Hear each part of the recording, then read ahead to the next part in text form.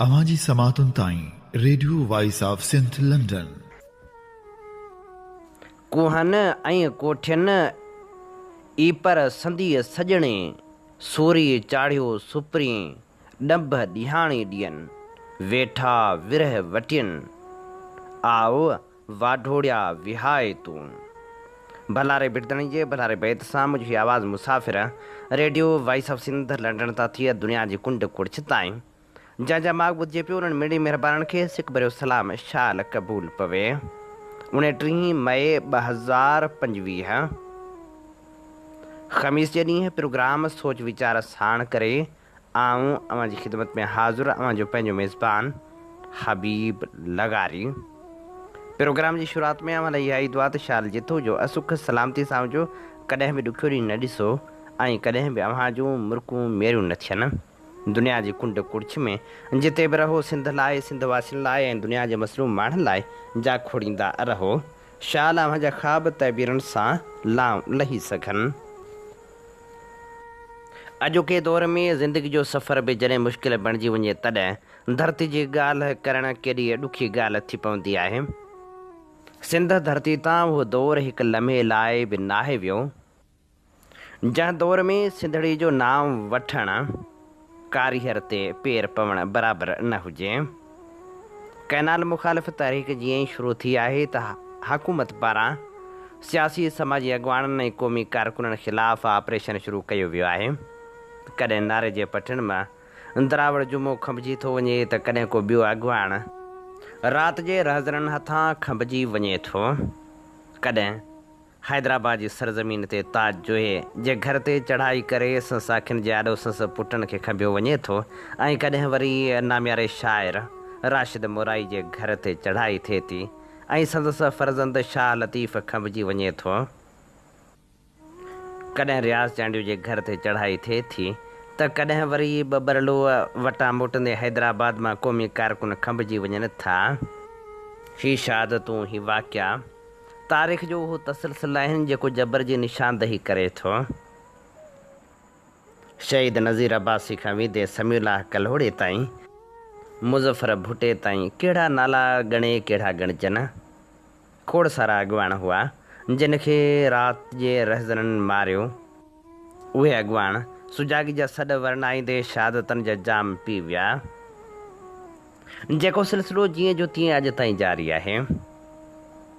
ज़ाहिद ऐं इरफ़ान लगारी बि हाणे शहादत जो जाम पीतो आहे। हूअ जिन मथां गोलियूं हलायूं वियूं मक़तूल बि उहे आहिनि त सरकार उन्हनि खे ई मुजरिम करार ॾेई रही आहे। जॾहिं सरकार पाण ज़ालिम बणिजी वञे तॾहिं हर मज़लूम मुजरिम नज़र ईंदो आहे। हम दुआ लिखते रहे वो दगा पढ़ते रहे, एक नुक़्ते ने महरम से मुजरिम बना दिया वांगुरु हुकूमत हर महरम खे मुजरिम ठाहींदी रही आहे। उहे माण्हू जिन जॾहिं बि सिंध धरती सां वफ़ा जो वचन निभायो आहे तॾहिं हुननि खे गद्दार करार ॾिनो वियो आहे। साईं जीएम सैद जहिड़ी अज़ीम हस्ती बि सॼी जमार नज़रबंदियुनि ऐं गिरफ़्तारियुनि में गुज़ारे छॾी। हाणे त आम माण्हू अज़ियतूं भोॻे रहियो आहे। हुकुमरान ज़ुल्म मथां ज़ुल्म करे रहिया आहिनि। हिकु पासे सिंध जा क़ौमी कारकुन जागनि था त ॿिए पासे वकील बि पंहिंजो किरदारु निभाए रहिया आहिनि त टे पासे मौलाना अयाज़ कुमी आहे जेको हर मज़लूम सां गॾु बीठो आहे ऐं हूअ पीपल्स पार्टी खे ललकारे रहियो आहे। हूअ चवे थो जेकॾहिं वकील एहतजाजनि में गॾु न हुजनि हा त असांखे तालिबान अलक़ाइदा ऐं दाइश बणाए चिथे मारे छॾीनि हा। इहा हक़ीक़त आहे त वकील क़ानूनी हवाले सां क़ौम परस्तनि जा भरझला थी बीठल आहिनि। पहिरियों दफ़ो थियो आहे जो सिंधी अवाम जी ख़ुशि नसीबी आहे जो लायर्स तव्हां सां गॾु बीठा आहिनि। जेकॾहिं वुकला अॼु असां सां न हुजनि हा ते असांखे ईअं चिथाड़े मारे मीडिया में पेश करे छॾींदा ॼण तालिबान बि असां हुयासीं त अलक़ाइदा बि असां हुयासीं, दाइश बि असां हुयासीं। असांखे सिंध हुकूमत जंहिंखे असां बिस्मिल्लाह करे ऐवाननि ताईं पहुचायोसीं, उहो असांजे वजूद खे ईअं थो सम्झे ॼण असां उन जे लाइ नासूर बणियल आहियूं। यादि रखी छॾ, ही तुंहिंजी हौड ऐं ताक़त पंहिंजे पेरनि जे थुॾनि सां टुकड़ियूं टुकड़ियूं न कयूं त सिंध जा गैरतमंद फर्ज़ंद ई न आहियूं। ऐं मां चयो थमान, यादि रख, असां बबुरले खां पैदल ईंदासीं, ॾेखारींदासीं। असां जीअं बबुरले में इहो शो कयो हो त असां पुरअमन आहियूं, असां कंहिंजे कख जा बि मंदा न आहियूं थींदा। सिंधी माण्हू बुख त बर्दाश्त कंदो आहे, पर कंहिंजी शइ में निगाह न विझंदो आहे। अवांजी समातुनि ताईं radio voice of Sindh London. Radio voice of Sindh London तां अवांजी ख़िदमत में प्रोग्राम पेश कयो पियो वञे सोच वीचार जे हिन सफ़र में आऊं अव्हां सां मुखातिब अवां जो पंहिंजो मेज़बान हबीब लगारी। मोरो सानियो ऐं जांच कमेटी वारे मामले ते उस्ताद ख़ालिद लिखियो। मोरे में क़ौमी कारकुननि जे क़त्ल, तशदुद, गिरफ़्तारियुनि, गुमशुदगियुनि, घरनि ते छापनि ऐं लाशनि जी तौहीन खां पोइ आलमी लेवल जी खुआरी थियण खां पोइ सिंध पुलिस हिकु जांच कमेटी जोड़ी आहे।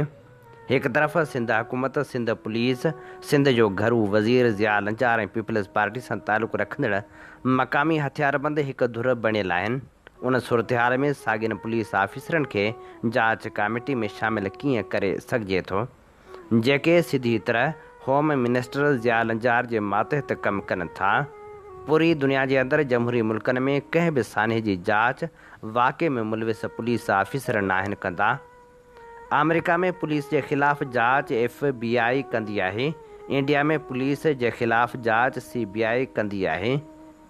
जंहिं बि वाक़े में हिक खां वधीक धुरियूं मुलविस हुजनि ऐं मुतासिर धुर पुलिस जी कार्रवाई जो शिकार थिए, उन सान्हे जी जांच ख़ुदि पाकिस्तान जे अंदरि अदालती निगरानी में थींदी आहे।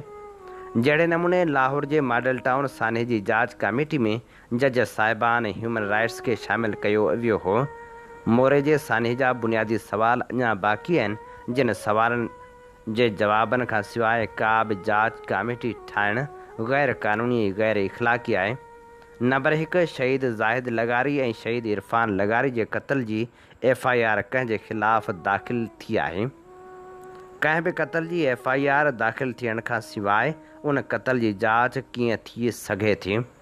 नंबर 2, मोरो बाईपास ते लॻल धरणे में शामिलु क़ौमी कारकुननि जे मथां पुलिस सां गॾु जिन ख़ानगी माण्हुनि सिधी फायरिंग कई, उहे केरु हुआ। पुलिस उन्हनि ख़ानगी माण्हुनि जे ख़िलाफ़ क़त्ल, इक़्तिदाम क़त्ल ऐं दहशतगर्दी जी FIR छो नथी दाख़िल करे। नंबर 3, शहीद थियल क़ौमी कारकुननि जे मथां पहिरियां कहिड़ा ऐं केतिरा केस दाख़िल थियल हुआ। छा शहीद थियल क़ौमी कारकुन कंहिं बि केस में घुर्बल हुआ। बग़ैर कंहिं ॾोही रिकॉर्ड जे शहीद थियल मासूम कारकुननि खे मीडिया ते दहशतगर्द जो लेबल कहिड़े बुनियाद ते लॻायो वियो। नंबर 4, पुलिस खे आख़िर इहा ज़रूरत छो पई त शहीद इरफान लगारी जो लाश हैदराबाद जी अस्पताल मां वारसनि खे मारे कटे ज़ोरी खसे खणी आई। नंबर 5, शहीद इरफान लगारी जे लाश खे वारसनि जी मर्ज़ी खां सवाइ छो ज़ोरी दफ़न कयो वियो। नंबर 6, इरफान लगारी जो 11 सालनि जो मासूम भाउ फरमान लगारी कहिड़े केस में गिरफ़्तार थियल आहे। नंबर 7, बग़ैर को सबूत ॾियण जे सिंध पुलिस घरू वज़ीर ज़िया लंजार, इंफॉर्मेशन मिनिस्टर ऐं सिंधी असैम्बली जे फ्लोर ते शहीद थियल क़ौमी कारकुननि खे दहशतगर्द ऐं इंडिया जो एजेंट कहिड़नि सबूतनि जे बुनियाद ते चयो वियो। नंबर 8, जॾहिं पुलिस जे तकरारी जांच कमेटीअ जी का बि रिपोर्ट जारी नाहे थी त पोइ फायरिंग कंदड़ शख़्स जी सुञाणप शहीद इरफान लगारी तौरु छो ॿुधाई वई। नंबर 9, बग़ैर कंहिं सबूत ऐं बग़ैर कंहिं जांच कमेटी जे रिपोर्ट जारी थियण जी शहीद इरफान लगारी जो नालो खणण जी गैर क़ानूनी ऐं गैर इख़लाक़ी अमल ते मीडिया जे इदारे जे नुमाइंदे खे शोकास नोटिस छो जारी नाहे कयो वियो। सिंध जे सियासी तनज़ीमनि, वकील तनज़ीमनि ऐं ह्यूमन राइट्स तनज़ीमनि खे हुकूमत जे मथां ज़ोर रखी उन्हनि सवालनि जा जवाब वठणु घुरिजनि ऐं अदालती सतह जी जांच कमेटी जी घुर कजे, वरना मोरे जो हेॾो वॾो सान्हो बि गुज़िरियल वाक़िअनि वांगुरु मिटी में दफ़न थी वेंदो। ही असां जी ख़िदमत में पेश करे रहिया हुआसीं ख़ूबसूरत लेख जेको सोशल मीडिया ते उस्ताद ख़ालिद वंड कयो हो। अवां जी समातुनि ताईं radio voice of Sindh London. हीअं ॿुधी रहिया आहियो radio voice of Sindh London. अवां जी ख़िदमत में प्रोग्राम पेश कयो पियो वञे सोच वीचार जे हिन सफ़र में आऊं अवां सां मुखातिब अवां जो पंहिंजो मेज़बान हबीब लगारी। कारपोरेट फार्मिंग ऐं सिंधु दरिया मां कैनाल कढण ख़िलाफ़ एहतजाज दौरान शहादत माणींदड़ ज़ाहिद ऐं इरफान लगारी जे खून पुठियां आख़िर कहिड़ा मक़सद आहिनि, इन हवाले सां मंसूर थहीम लिखे थो। सिंध तब्दील थींदड़ हालतुनि में किथे बीठी आहे। सिंध सां मुहबत ही ॻाल्हि हाण ख़ासी पेचीदा आहे। असांखे हाणे पंहिंजो जाइज़ो वठणु घुरिजे। असां सभिनी लाइ सिंध अहम आहे, पर इहा ॻाल्हि पंहिंजनि नाकामियुनि खे सम्झण खां सवाइ मुमकिन न आहे। असां केतिरे अरसे ताईं इहा ॻाल्हि सम्झंदा आया आहियूं त सिंध ज़रई समाज हुजण करे हमेशह क़ाइमु रहंदो, छाकाणि त ज़मीन इंसान खे पनाह में रखे थी। अलमियो हीअ आहे त सिंध वटि मईशत जो को मॉडल कोन्हे ऐं न वरी वसीलनि जो सही इज्तमाही इस्तेमालु ऐं न वरी सिंध जे सियासी पार्टियुनि खे उनजो को इदराक।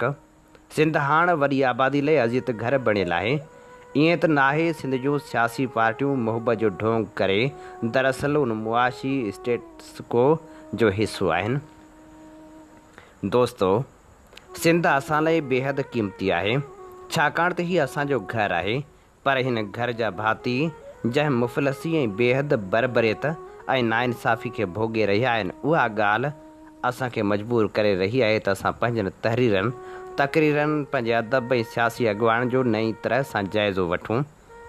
हक़ीक़त हीअ आहे दोस्तो, असां सिंध जे बुनियादी सुवाल खे सम्झण लाइ तयारु न आहियूं या अहिड़ी कोशिशि न पिया कयूं। 2023 जा अंग अखर आहिनि त सिंध बाक़ी सूबनि खां वधीक शहरी समाज में तब्दील थी आहे। तक़रीबन 54% माण्हू बहिराड़ी जी ज़िंदगी छॾे शहरी समाज जो हिसो थिया आहिनि ऐं सभु कुझु जबरन थियो आहे, जंहिं लाइ हुननि पंहिंजो घर घाट छॾियो, लॾ पलाण ते मजबूर थिया। उन्हनि मां अक्सरियत उन माण्हुनि जी आहे जेके घटि आमदनी जे करे शहरनि जो रुख़ कंदा रहिया ऐं उहे माण्हू बि जेके ज़रायत जे पेशे या हुनर सां वॾे अरसे खां लाॻापियल हुआ। सिंध जी बुनियादी मईशत ज़रायत आहे, छाकाणि त सिंध बुनियादी तौर ते दरिया जो पेट हुजण करे आसूदी ऐं ज़रख़ेज़ हुई। पर हाणे जा अंग अखर सिंध सां मुहबत कंदड़नि लाइ छिरकाईंदड़ आहिनि। ज़मीन जी उपत 70% मां घटिजी 30% ताईं किरी आहे, जंहिंजा बुनियादी सबब फसल ते लागत जो वधणु, पाणी जी अदम दस्तियाबी ऐं ज़मीन अंदरि पाणी लेवल वधण करे ज़हरीलनि मादनि जो ज़मीन जी सतह खे मुतासिर करणु, जंहिंसां सिंध जो माण्हू शहर ॾांहुं लॾपलाइण ते मजबूर थियो। हाणे मां बुनियादी ॻाल्हि करणु चाहियां थो।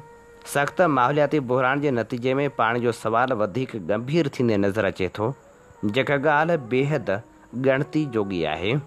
पर उनखां वधीक ॻणती जोगी इहा ॻाल्हि आहे त को मुतबादिल कोन्हे। असांजो समूरो ज़ोर पाणी जे कुदरती वहिकरे ते आहे। ईअं चई सघिजे थो त असांजूं सियासी पार्टियूं पाणी जे सवाल खे ई सभु कुझु सम्झी वेठियूं आहिनि, जंहिं ते उन्हनि जी सियासत बि थी रही आहे। मुंहिंजे शहर जोही जे माण्हुनि जो वॾो तइदादु कराची, हैदराबाद ऐं जामशोरे लॾे आयो ऐं एतिरो तइदादु बहिराड़ी खां जोही मुंतक़िल थियो। माण्हू आज़ादु ज़रूरु थियो आहे, पर ॿिए तरफ़ महरूम बि थियो आहे त पंहिंजे अंदर खां टुटो आहे। मुंहिंजो हिते मक़सदु इहो आहे त समाज जो हाकिम class Benazir income support programme ते $425 मिलियन ख़र्च करे थो, पर रोज़गार जा मुस्तक़िल ज़रिया, ज़राए जी जदीद तरीक़नि, ज़मीन जी मिल्कियत जो तस्वर, ज़रई सुधारनि ते कंहिं बि तरह जो कमु करण लाइ तयारु न आहे। न सियासी पार्टियुनि वटि अहिड़ी का सोच आहे। अव्हां इंसान जी सूरत में आज़ादु आहियो, पर हाणे अव्हां उजरती मज़दूर आहियो। अव्हां ज़मीन खपाइण लाइ मजबूर आहियो। अव्हांखे हाणे तालीम, सिहत, अमन, रोज़गार ऐं पाणी पैसे सां ख़रीद करणो पवंदो। मां अव्हां आम माण्हू सां मुखातिबु आहियां। हीअ अहिड़ी सूरत आहे जेका कंहिं बि सूरत में अव्हां जे हक़ में कोन्हे। सिंध जो माण्हू मुआशी तौरु महरूम थियो आहे, जंहिंखे को बि एड्रेस करण लाइ तयारु नाहे। सिंध जी बहिराड़ी जो हक़ीक़ी रूह ख़तमु थी वियो आहे। केतिरा माण्हू पंहिंजूं ज़मीनूं खपाइण ते मजबूर थिया आहिनि, जे ईअं नथा कनि त मारिया वञनि था। ईअं मुमकिन आहे त मोरो जे ॿिनि नौजवाननि ज़ाहिद हुसैन लगारी ऐं इरफान लगारी जे खून पुठियां बि ज़मीन खे हथियाइणु हुजे। हीअ असीं अव्हांजी ख़िदमत में पेश करे रहिया हुआसीं नामेरे लेखक मंज़ूर थईम जो ख़ूबसूरत लेख। अवांजी समातुनि ताईं radio voice of Sindh London. मोरे वाक़े खां पोइ जिते क़ौमी कारकुननि ख़िलाफ़ ऋण ॿारियो वियो आहे, उते सिंध जे नामियारे शाइर राशिद मोराई जे घर मथां पिणु काह कई वई। राशिद मोराई सिंध जो पुरमन शहरी हो। हूअ न सिर्फ़ु क़ौमी कारकुन पर हूअ क़ौमी शाइर पिणु हो। उन सां गॾोगॾु नामियारो तालीमदान पिणु हो। राशिद मोराईअ जे घर ते कयल काह खां पोइ सिंधी अदबी संगत समेत सियासी समाजी तनज़ीमुनि पारां मज़म्मत पिणु कई वई आहे। अॼु असीं अव्हांजी ख़िदमत में पेश करे रहिया आहियूं नामियारे शाइर राशिद मोराई जी ख़ूबसूरत शाइरी। को कंधी ते ॾिठमि झूर जोगी अहिड़ो, को कंधीअ ते ॾिठमि झूर जोगी अहिड़ो, जंहिंजो हो भूअं खे ख़ासि ओसी अहिड़ो। सिंध जीए सदा चप चोरे पियो, किलक सां कंध कूड़नि जा कोरे पियो। रत में ॿोड़ियो वट सोरे पियो, वाव खां ओट ॾेई साह घोरे पियो। जोत जग खे ॾेई टिमकंदड़ ॾीअड़ो, को कंधी ते ॾिठमि झूर जोगी अहिड़ो। चइनि पासनि खां माहौल ठरंदो रहियो, वाव वाका कया सीओ वरंदो रहियो। वक़्तु ढिरंदो रहियो, मच ॿरंदो रहियो, ऐं हवाउनि ते ही वाक तरंदो रहियो। हथ सेके वञो जे अथो सी अहिड़ो, को कंधी ते ॾिठमि झूर जोगी अहिड़ो। अहिड़ी मोहबत किथे, अहिड़ी मस्ती किथे, अहिड़ी हिमत किथे, अहिड़ी हस्ती किथे। हीअं वतन साण नातो अलस्ती किथे, सन जहिड़ी दुनिया मंझि वस्ती किथे। आओ पाए त वञो मिठा लीअड़ो, को कंधी ते ॾिठमि झूर जोगी अहिड़ो। सिंध सैयद सैयद सिंध निर्वार थियो, जंहिं गिला थे कई ग़ीबती गार थियो। जंहिं ख़ुआरी कई सो ख़ुदि ख़ुआर थियो, पंहिंजे कए ते मुख़ालिफ़ शर्मसार थियो। पाण फाथो उणे ॼार कोरी अहिड़ो, को कंधी ते ॾिठमि झूर जोगी अहिड़ो। सिंधियो शाल जग में जियो ऐं बचो, हुनजो पैगाम पुरझो परोड़ियो अचो। ग़ैर लए सो ॾचो सिंध सां सचो, शाल जिए सदा सिंध जो हर बचो। राशिदा हर को जुग जुग जिए जीअड़ो, को कंधी ते ॾिठमि झूर जोगी अहिड़ो। ए दोस्त हिम्मत सां हर मुश्किल आसान करीं त करे थो सघीं। बीमार दिलनि जो दिल वारा दरमान करीं त करे थो सघीं। जे दुनिया दौलत कान्हे का त उन जी का परवाह न, सिर तुंहिंजो तुंहिंजे हथ वसां कुर्बान करीं त करे थो सघीं। जित वैशी आम जनम था वठनि, उत पैगुंबर पैदा था थियनि। हैवान सिफ़त माण्हुनि खे तूं इंसान करीं त करे थो सघीं। हीअ ॾेह ॾुखनि में पूरो आहे, हर दिलि में ग़म जो खूरो आहे। सुख संज संदो सिंध वासियुनि लाइ सामान करीं त करे थो सघीं। आ राति अंधेरी तूफ़ानी, दरियाओ अंदरि पिणु दहशत आहे। पर पार पुॼण जे लइ पैदा, ईमान करीं त करे थो सघीं। ही क़ौमो शाइर छा थी घुरे, हक़ हीअं में छो कोन हुरे। हर शहर जो राशिद आज़ादी, उनवान करीं त करे थो सघीं।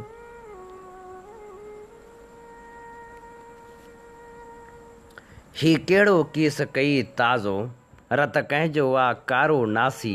अंधेर नगर जा रहवासी, हक़ कूफ़े जे बाज़ारनि में नेज़े ते चाढ़ियो वियो आहे। कंहिं कूधर काण कढी कान्हे, क़ैदनि में काढ़ियो वियो आहे। ही कंहिंजो बचड़ो आह कुठो, थो पाणी ले ॾिसजे प्यासी।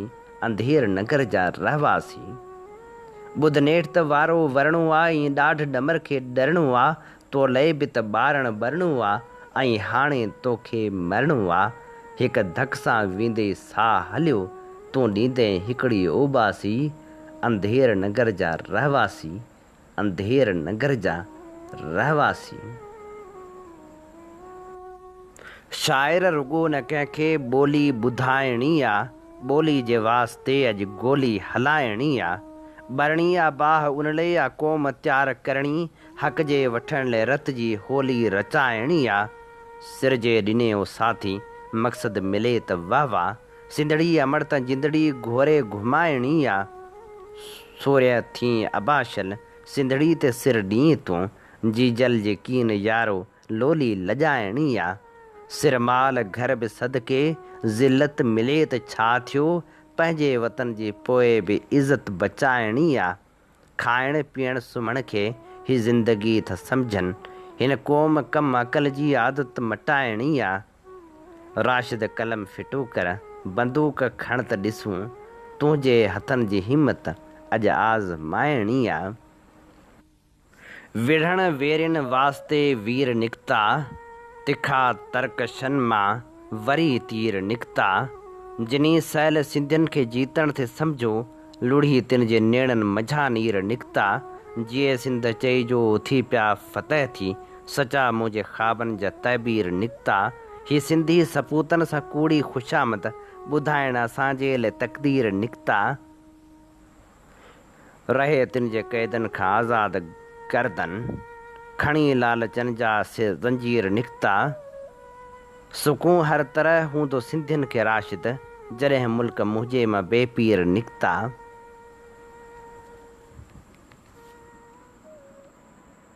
सारी सिंध अवां सां आहे, सारी सिंध अवां सां आहे। हैफ़ उन्ही खे जेको जोटे ज़हन अव्हां जो छा थो सोचे। जेल में जेके दोस्त रहो था, सिंध लाइ सख़्तियूं सूर सहो था, सिंधियुनि खे अहसासु न हूंदो। आख़िर साथी छा सम्झो था, सभु को सिर क़ुर्बानी ॾींदो केरा जेको पाण मूंखे। ज़हन अव्हां जो छा थो सोचे, ज़हन अव्हां जो छा थो सोचे। ॻाइनि था सभु शान अव्हां जो, जज़्बो ऐं जो लान अव्हां जो। सिंधड़ी जा सर्वेच सिपाही, क़ौम ते आहे सान अव्हां जो। हर का जिंद झुरे थी, जेकर जान अव्हां जी या मंझि जोखे। ज़हन अव्हां जो छा थो सोचे।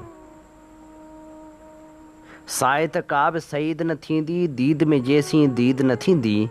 जे अव्हां आज़ादु न थींदो, ईद बि हाणे ईद न थींदी। पंहिंजे पंहिंजे वस साहिर, हित हर को साथी पियो थो लोचे। ज़हन अव्हां जो छा थो सोचे। सिंध संदा मंसूर अव्हां सां, हारी ऐं मज़दूर अव्हां सां। नौजवाननि खे नाज़ अव्हां ते, निढड़ा तोड़े झूर अव्हां सां। हर सिंधी जो साथ अव्हां सां, केरु असांखे राशिद रोके। ज़हन अव्हां जो छा थो सोचे। सारी सिंध अव्हां सां आहे, हैफ़ उन्ही खे जेको मोटे। ज़हन अव्हां जो छा थो सोचे। अवां जी समातुनि ताईं radio voice of Sindh London. अव्हीं ॿुधी रहिया आहियो radio voice of Sindh London. अव्हां जी ख़िदमत में प्रोग्राम पेश कयो पियो वञे सोच वीचार। सोच वीचार जे हिन सफ़र में आऊं अव्हां सां मुख़ातिब आहियां पंहिंजो मेज़बान हबीब लगारी। साईं मुंहिंजा सॼो सारो समाज बेहसी जी बाज़ार बणिजी वियो आहे, जिते आसूं उमेदूं नीलाम थी वञनि थियूं। बेहस मुआशरे बाबति डॉक्टर अली रज़ा काज़ी लिखियो, छा तव्हां कॾहिं ग़ौर कयो आहे त जंहिं समाज में रहो था उहो कहिड़ो आहे। मां रोज़ी साॻे जे रस्ते सां रोज़ाना पियो वेंदो आहियां, भर पासे जे माहौल ऐं मुआशरे खे पियो जाचींदो आहियां। जंहिं टुकरे में रोड सुठो ठहियल त उते स्पीड ब्रेकरनि जूं कतारूं, जेके घणो करे आम माण्हू सरकार जी इजाज़त खां सवाइ पाण ई ठाहिनि था।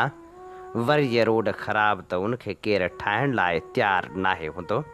मतिलबु माण्हू शयुनि खे ख़राबु करणु ॼाणनि, हिननि खे शयूं जोड़नि नाहिनि आहियूं। उहो ई कुल नतीजो आहे असांजे समाज जो।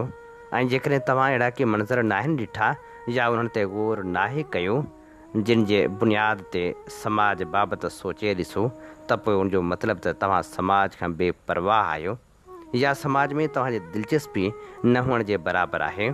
हिन ॻाल्हि जो नचोड़ हीअ त अव्हां समाज सां पंहिंजे लाॻापे खे अहमियत नथा ॾियो, उन करे उन बाबति सोचण ऐं राय क़ाइमु करणु अव्हां लाइ का बि अहमियत नथी रखे। इहो बि ठीकु आहे, पर कुझु देरि तरसो, कुझु सोचो। जेकॾहिं समाज बाबति तव्हांजी का ज़ाती राय न आहे त समाज बाबति ॿियनि जे ख़्यालनि ऐं रायनि जो अंदाज़ो त ज़रूरु हूंदो।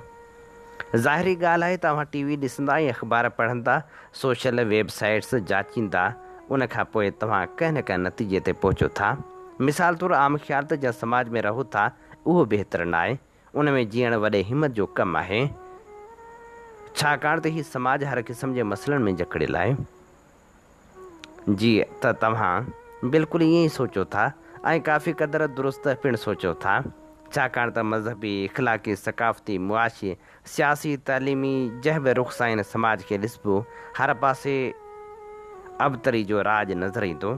हाणे शयूं तव्हांजे अॻियां ब्लैक एंड वाइट जी सूरत में कुझु हिन रीति ज़ाहिर थींदियूं त असांजो समाज मुकमल बेहस थी चुको आहे ऐं उहा बेहस ॾींहों ॾींहुं वधंदी पई वञे।